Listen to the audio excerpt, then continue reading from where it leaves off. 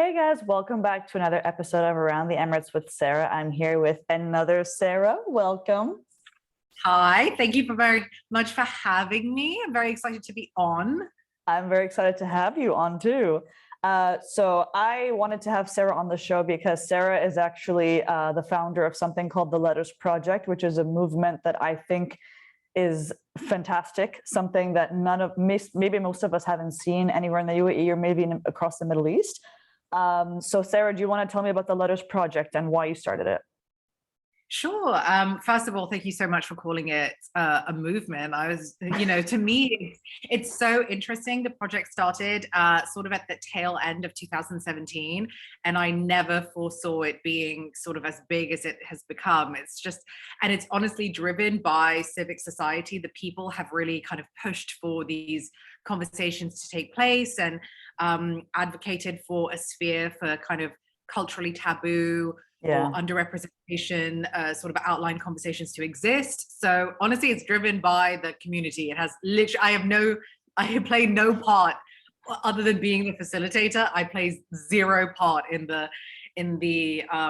sort of progression of the project. But to give you sort of like a bite-sized understanding of the Letters Project, it is a platform for letters to be submitted by anonymous people. The letters can come from all over the world, but due to the algorithm of Instagram and the way in which it's been sort of reposted and reshared, it is sort of now centralized to the Wanasa region. So most likely kind of like West Asia, North Africa, and South Asia. So it's a platform where people can submit anonymously. There is no request for any personal data from anyone. You can submit through the website without any personal information, and you can submit a story literally about anything and everything, but they have to be within the constraints of the sort of disclaimer that we allowed. So we don't allow any sort of conversations about politics or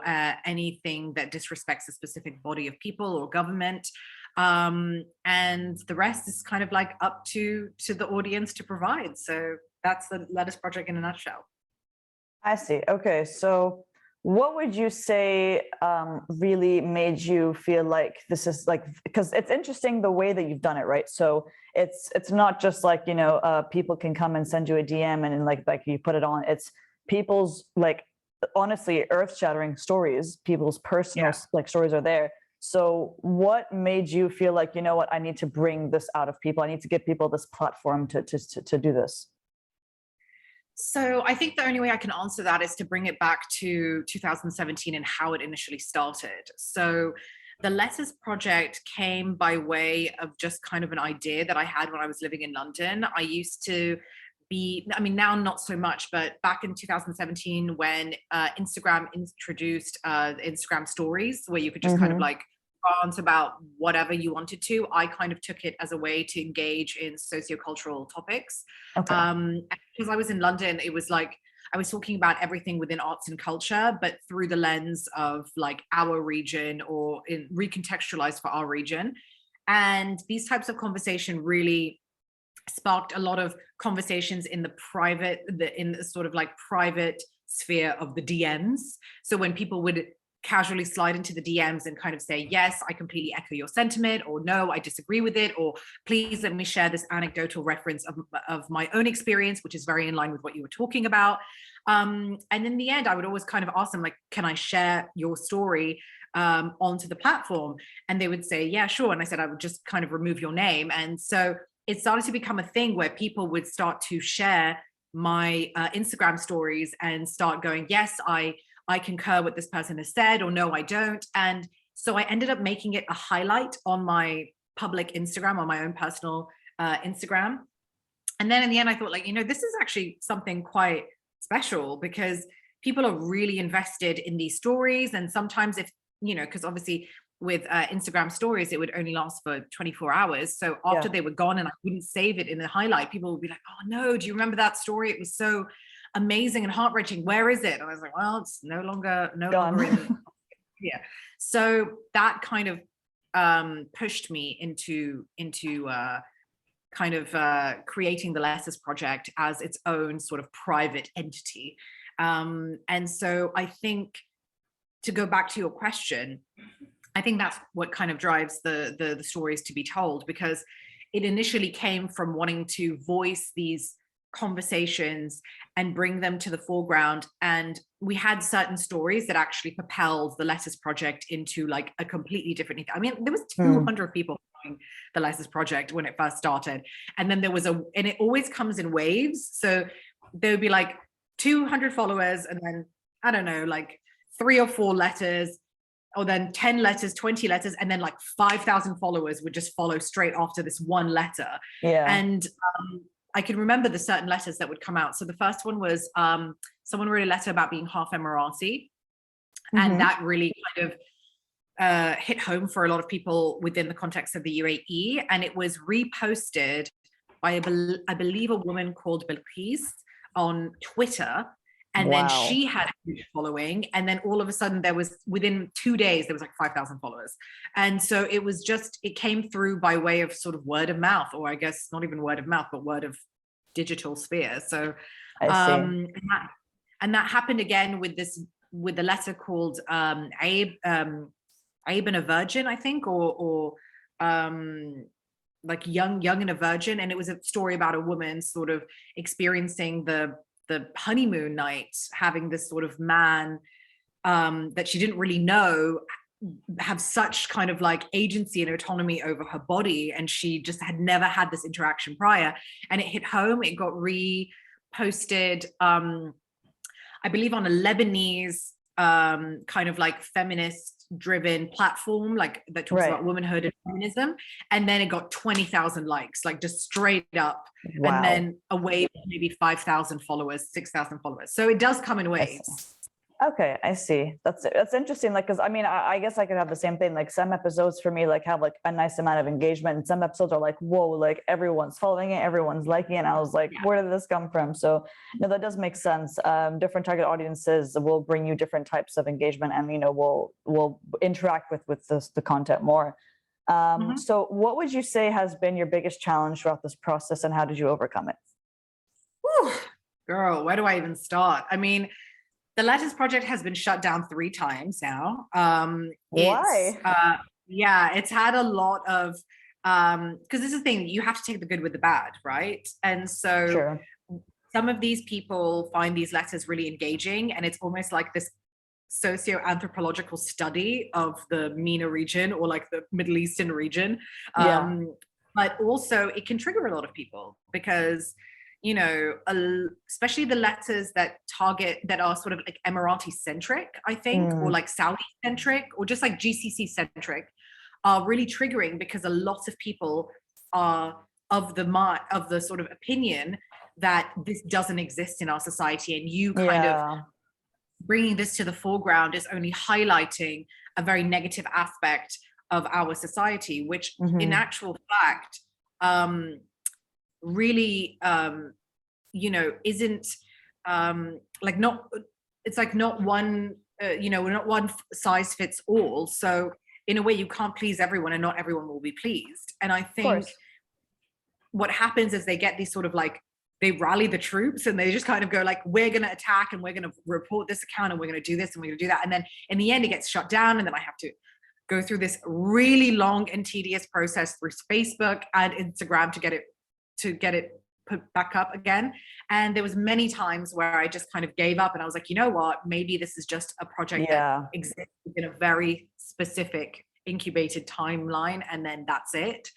But I've done a different podcasts where I've kind of said, do not say that I'm the founder of the Letters Project, remove myself as the figurehead. I do not want to be representing the Letters Project, because they would come for me. Like, I would have death threats in my Instagram, like my personal Instagram account. Oh yeah, like it wasn't a walk in the park. Like, I was having people being like, look over your shoulder, like I'm gonna stab you the next time I see you, I'm gonna beat you up, like I can find out where you live. And some people would do it on their public accounts, like actual people that would do it on their public accounts, and other people that would do it on their private accounts. And I had to go, like, there's a lot of there's a lot of like things happening behind the scenes. So Wow. when I split up the Letters Project to 11 people, I did it without sort of showing, like, without foregrounding their identity. I did it as a way to protect myself and protect them, and also to mess around with the algorithm, because I have people from all over the world. And what was happening is that the algorithm was becoming very sort of like either UAE centric or GCC centric. Yeah. And I was trying to kind of get it out of that. And no matter what I did, it would still go back to being very like Gulf centric. But we do have a lot of letters, like we have letters from like Australia, America, Kuwait, India. So there are those that kind of sit on the periphery of being within the sort of like geographical proximity to the UAE. But you know, it's definitely been like it's been a really tedious journey. So yeah. Wow. I didn't even think about that. Like, obviously, like there's a risk that comes with you being a catalyst for those kind of, you know, like you said, taboo conversations that our society doesn't necessarily welcome. But death threats and being shut down so many times, like, I honestly applaud your effort to keep pushing and give people a platform to speak up their minds, because some of the stories on there are so intense that this is almost therapeutic for people that are doing this, right? So for me, it's like, I understand that some people might not agree with the stories out there, but that does not necessarily, like, unless they're harming you directly, which they're not, I don't think you have a say in whether or not this person should be allowed to express themselves, especially when they're anonymous. There's no name and shame, like you said. They're not embarrassing a family, which that part I would understand in this culture, but that's not happening. So, I mean, kudos to you for sticking to that. That would also be like illegal, like slander, like public slander and like discrimination against sort of a body of people by really sort of naming and shaming is illegal. So so I think that allowing for this anonymity, it allows for people to have these types of conversations and actually to make change. So of course, there's a letter that happened. I'll kind of like split this answer into two answers. So the first part of this answer is that like it advocates for change in sort of like one sphere, where when people are exposed to these types of stories, it desensitizes, which is a blessing and a curse. It desensitizes and it alleviates the sort of taboo undertone of these types of conversations, where it's no longer stigmatized as much as it used to be. So people can speak freely and speak openly. And then the comment section starts to engage. Because like, I mean, the letter is one thing, but the comment section is like a completely different ballgame. And so it goes to show like what good can come out of it. So there were several stories. So the first story that comes to mind is, this was back, I think, in 2018. So 18, 19. The Letters Project had just come back online for the first time. And there was a letter written by somebody who had been sexually assaulted. And they had described the person with like peppered details, not specifically to that person, that when that story came out, there was at least, I would say comfortably 15 to 20 women that came forward in the DM saying, I know who this person is and they did it to me too. Oh my God. And what happened is that it was somebody that was quite prominent in the community. And so they took it upon themselves to actually rally their own tribe and their own troops to take this person down in a very kind of like subtle way. But they knew that they all shared this kind of common bond. The person was not named. The person was not in any way, shape, or form sort of like there wasn't a specific trait that this person had, but there were a few kind of like hints of who this person was. And that triggered, at least, like I said, 50, I think it was about, I think it was 17, but I would say comfortably 15 to 20 women that came forward that said that they had this person do this to them too. And so it became this kind of bond of sisterhood where they worked together to try and move forward. And so they knew the letter provided a safe space for people to know that they're not alone and that they can reach out and they can have these conversations with people. And another letter was a a man who had lost his wife, and she had passed away, and he was raising this daughter, and she really wanted to be a pilot, and he was writing this letter as a sort of like plea that he didn't know what to do for her birthday, and he was asking people what to do as a father, because he felt he was failing as a father, and his wife had passed and he Oh, didn't know how to raise her. And it was a really heart-wrenching story. And I cannot tell you how many catering companies, bakeries, representatives from airlines. There was a bunch of airlines that came forward saying that, like, you know, we are from the marketing communications team at this airline or this airline. We want to speak to this girl. We want to make her dreams come true and invite her to come and see, you know, how wow. planes flown. Pilots came forward. Pilots were tagged in the Instagram post, and people were offering free cakes. They were saying, we're going to bake her the cake. Don't worry about it. And so there's a lot of good that can come out of it. Even if the story is heart-wrenching, there's a lot Yeah, of good that can come out. And that's yeah, beautiful. No, honestly, I think that it just shows, it brings out the best of us. Like it brings out both the best in us, and it also brings out the kind of sense of community, like you said. So I definitely think that there's a lot more where this, like the Letters Project can go if given, you know, the space and the opportunity to do it. Like I think this could actually make some tangible change. Having said that, you've been mentioning about a lot of, you know, DMs that you get whenever you get a story. Have there any kind of been funny DMs that you've received, or any kind of funny stories that have happened along this way? yeah, there's like so many. I mean, like I said, this has been going on for like 4 or 5 years now. And oh God. Okay, so there was a story that came out, I would say like relatively recent. It's like sort of mid-pandemic, was a story about a sugar baby. And it was so funny because the story was this woman kind of talking about how she was like a sugar baby and explaining the sort of like ins and outs of like the sugar baby trade. And like I even like was reading this going like, I didn't even know this existed. Sort of not in the, I mean, obviously like sugar babies exist, but more in the sense that they're like, there's not one sugar daddy, there's several sugar daddies, and like you can pick and choose. Like I was like, I didn't even know there was an art to it, but great. I mean, that's amazing for the sugar babies, you know. But the story was shared, I think, if I'm not mistaken, I can actually check right now, just like live as we can check how much this was shared. It was shared about, I would say 14,000 times was shared, this What? story. 14,000, like 14,000 people. Like, what is happening? So 14,000 people were exposed to the story. And so people were sliding in the DMs being like, this is a disgrace. This does not happen in our society. But like, can I get the number of this sugar daddy? Like, it would always flip. Like, it would always be like, this is horrible. I cannot believe that people would like spend so much money. But actually, can you give me like this Khalifa guy's number? Like, Oh my always. God.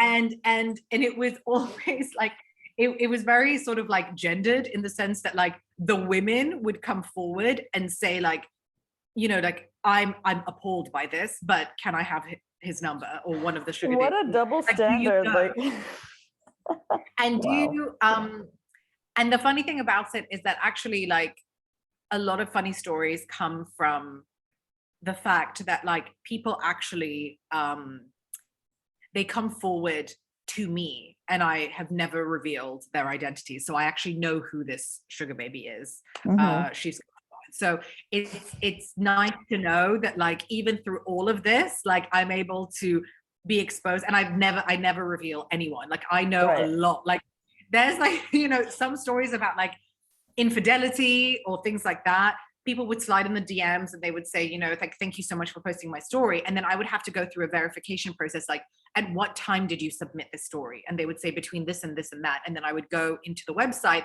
and check. And if it would align with the submission time, because we don't post straight away, we post within Mm, a 3 to 5 day bracket. So I see. if I would ask somebody, you know, when did you send it? They would say like, oh, I sent this on Thursday between the hours of 6 and blah, blah, blah. So I'd go back and I would check when this letter was submitted, and that would be the verification.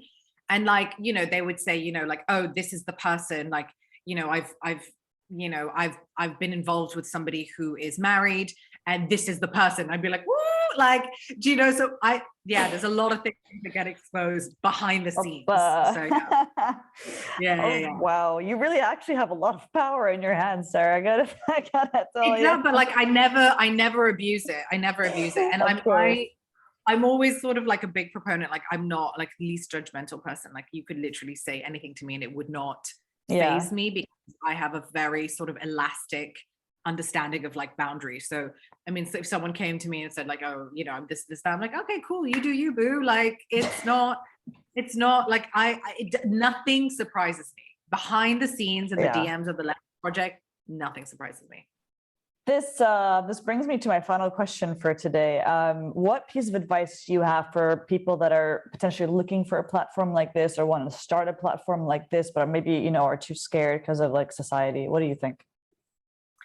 That's a really interesting question, and I wish I had the answer to it, because I really don't know how this took off. Like, I think people, what's really interesting is that people don't realize that like the Letters Project is sort of homegrown. It's like a grassroots initiative in the sense that like, you know, there's, I don't know, 25,000 or maybe even more now, 25,000 followers. These are real people. These are not like fake accounts. I mean, they do follow the Letters Project on like fake accounts, but if you look at the sort of like conversion ratings of the Letters Project, it's pretty solid. Like these are real people really interacting with this account. And just because somebody doesn't like, so when people see the Letters Project and they see, for example, that there's a letter that says that it's like only 300 likes, but they don't know the analytics behind it. Like if you go to the analytics, it's been shared 10,000 times, or it's been reposted like a myriad of times. So it's not just what you see.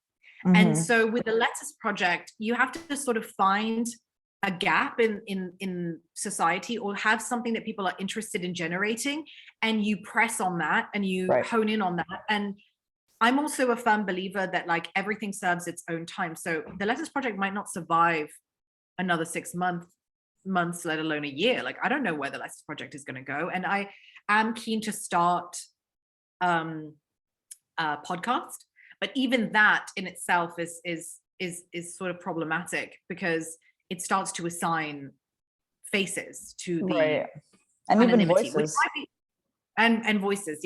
So my suggestion for somebody is to just honestly, if they're passionate about something, it should drive civic society to want to invest, because the amount of people that dislike the Letters Project does not outweigh the amount of people that like the Letters Project. So I think that with them, they have to find something that is going to be generated for the people by the people. And at least that's my only advice, because who knows, the Letters Project could get shut down tomorrow. You know, after your podcast, it could get shut down. Who knows? I have no idea, but you know. I like that, generated for the people by the people. It's very much like people-driven, people purpose. That's a really like I can see that like the heart and soul of the Letters Project is just for the people. So it's not for the sake of like the likes or the engagement, if it's for the sake of actually helping people, bring people together, share stories that might resonate with more than one person. And I think that's something beautiful that you've done, especially in a time where there's still a pandemic and people are still, you know, virtual or separated. Like they can at least kind of feel together or united through this Letters Project. But I do want to thank you very much for your time and talking to me. I learned so much. Well, the tea behind, you know, the Letters Project. Yes, it's also interesting to have someone who doesn't really have a traditional, like conventional business kind of story of like how you started this. It's like the challenges that you've listed here. It's just crazy to think that you've been shut down 3 times and you got back up on your feet and you made sure that this stayed out there. And like you said, that it may not last forever, but for the moment, this is, where your passion lies. And I think that's very inspiring. But yeah, thank you for your time. And I look forward to reading more letters. Thank you so much. And please submit. Like I've said, I don't know who submits. And this was also something that people had raised just as a final comment. People always say, like, how do you know that stories are real? How do you actually know they're real? And my question is, like, does it even matter? If somebody's taking the time to write something, like, and you don't know who they are, and you don't know where they come from, and you have no idea who's behind um the sort of the narrative that's being told, does it even matter? Because I for one know of people that have written letters on behalf of somebody else because the person either didn't have the language or the facilities or Oh, even the means to write the letter. Like either they, like there was a story about, you know, a girl being sort of like abused at home and she didn't have access to a phone. So I think it was like the maid wrote the letter for her because she didn't have a phone. And so there's so many different back end stories. And I think that with the Letters Project, people want to make the argue that it's like kind of like sensationalized. But what's interesting enough is that like, if you actually look at the, if I was to give a number, I would say I have received over the last like 4 years, I've received maybe two to 2,500 letters. So, wow. but they get regenerated and then they get deleted. So like there is no digital trail. So it's just, it's something that's just like, it's very cyclical. So I think that with these stories, they change the time frame and they also change the tone depending on what contemporary culture is discussing. So there's political correctness that comes into play. There's all these different things. Cancel culture comes into play, like cultural appropriation comes into play, and it's all a reflection of civic society. So who knows what's going to happen in the next like week, let alone month, let alone year. I'm in awe, honestly, Sarah. I think that this is a really, really, really cool thing. I personally have never seen this before. I think massive kudos to you for doing this. I know that you're giving people a voice. And the beautiful thing is that they don't feel ashamed to say what they're saying. They just want to share it with someone. This is, for most people, it could be the first time they're even saying this out loud because of how traumatic the stories may be. So I'm like your #1 fan officially. I am going to promote the Letters Project as much as I possibly can as well. I encourage everyone listening to this episode as well to look through it. Even if you don't have a story to tell, look through the stories, see which ones resonate with you, send a DM if there's any way that you want to help the person. But I'm just, this is all I can say. Thank you. Thank you very much. It's really like, I mean, I could literally talk for hours about how many success stories have been from like the Letters Project. But you know, thank you so much for having me on this platform, and hopefully the Letters Project will stick around, because who knows? Honestly, who knows? And and yeah, I really appreciate it. But thank you so much for this platform and this time. Of course. And yeah, hopefully I'll be able to do another interview for you very soon to kind of catch up with you and see how things are going. Yeah. Hopefully it'll be like a positive story, not like, well, you know, shut down. But yeah. Cool. Thank you so much, Sarah. Thank you guys. Bye. Bye.